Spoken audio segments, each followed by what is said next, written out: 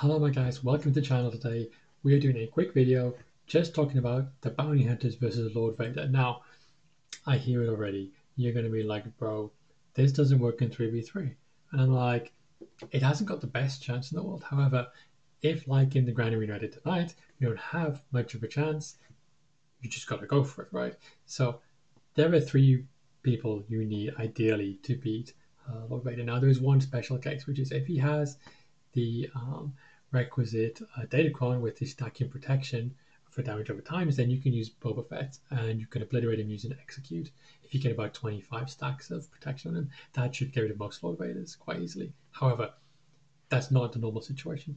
And for example, tonight we fought against Lord Vader, Darth Vader, and Royal Guard. Now there can be a few different combinations. You can put Maul in there, you can put in Thrawn in there, you can put Piet in there. Now it's a bit difficult in 3v3 because there aren't that many options of like spaces of which you have for the whole team. So Darth Vader often fits in there because he didn't fit in many other 3v3 teams, to be honest. And again, Royal Guard fits in there because there aren't that many other Royal Guard specific teams in the game. So Vader kind of pulls those two in with him. So how we do it? Number one, you need Fennec Shand. You need a high level Fennec Shand. And indeed, you need around like 7 ideally Fennec Shand. To be honest, you need 8 or 9 for Rise of the Empire territory battle. So the higher the better for her, of course. And you really need to just focus on using her basic all the time. If you don't know her kit, of course, her basic, it's a very simple kit, to be honest. Even though it looks like it, it's actually very simple. The basic, 5 attacks per time. And if the target has no protection, the damage is 50% more. 50% more. Of course, Lord Vader has no protection, so when you kick him in the face, you kick him 5 times with 50% more damage, not including any of the buffs you have in the team at that point. So that's going to be a good time for Fennec Shand. Of course, I usually stack her with critical, as you can see here, because I want to make her hit as hard as possible. You can do it with offense as well and the like. Now, second, you need Mando. I prefer the Mando combination. You can go Beskar Mando to Scoundrel to save Fennec's life. Problem is, if you do that, you get rid of Mando. And Mando has the ability to insta-kill, right, with his payout, which gives him Disintegrate. Now, Disintegrate kicks in incredibly quickly under a Fennec Shand lead, fighting Lord Vader specifically. And you want to be able to delete one of his team super quick. Now, in our case, especially in the example tonight, we could have probably done it without the Disintegrate because Fennec was going nuts tonight and kicking everyone in the face. However, this way you can get through the tank or through the other support character, be it Thrawn, Piet, Maul, or Vader in one turn, just like that. And I often go for that support character unless I think Fennec can kick him in the face real quick and get rid of them through like a couple of cases. They've got the Datacron for the 15% protection / health for each dark side character on the team. That I'm more likely to go for the Disintegrate on the support character. If they don't have the Datacron, I'm more likely to Disintegrate on the tank and just kick the support character instead in the face.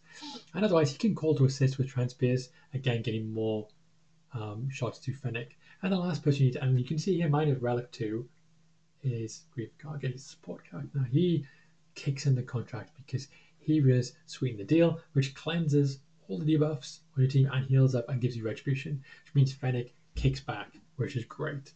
Now, the second that Lord Vader and Darth Vader go, they both put damage over times on a team, which means as soon as Grief takes a turn, our contract kicks in. Perfect.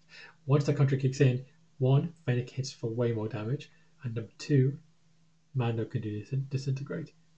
Both great. So I have speed mods on my Grief Karga to make him as fast as possible, so he can roll out quickly, right? I mean, I think mine is about let's check what speed mine is. I'm not going to guess because it's going to be embarrassing if I guess and get it wrong.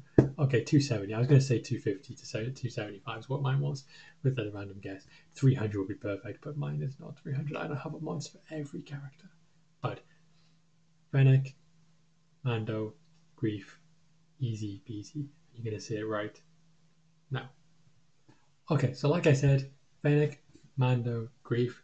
You can just about see Grief from my chat saying because it was during obviously the stream I did just earlier on tonight.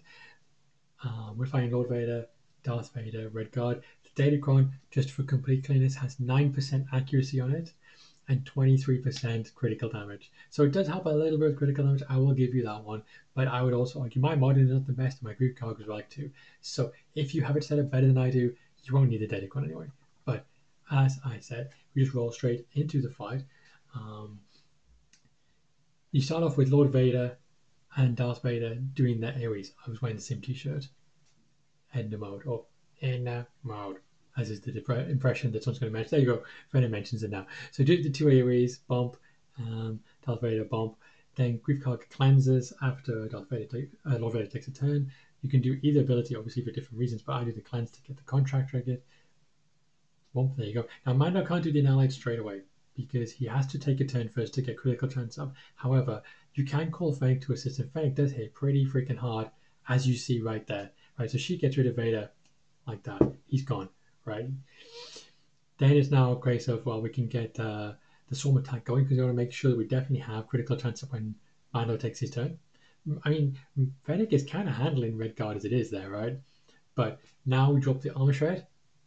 Boom. Now, he's going to put a bunch of damage onto Mando, which kind of sucks. I put a kind of get a cleanse there, but I decided to go for the attacks. I just want to get through with Fennec. That's one life come from Mando. So I was a little bit concerned at that point. We're in the yellow, but I mean, you know, be careful, get a cleanse. And at this point, I could go for more dots or I could go damage. So I decided to go damage because I thought 4 versus 2 would make a big difference. And then get the assist from Mando.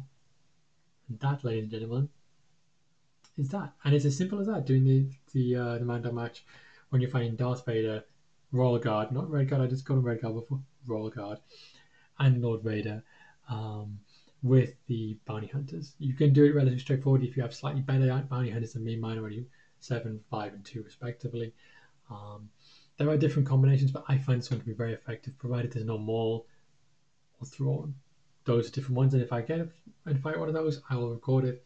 I'll explain how we do those ones slightly differently. But against Vader, Guard, this works perfectly. So hopefully that helps. Like, subscribe, and see you guys all later.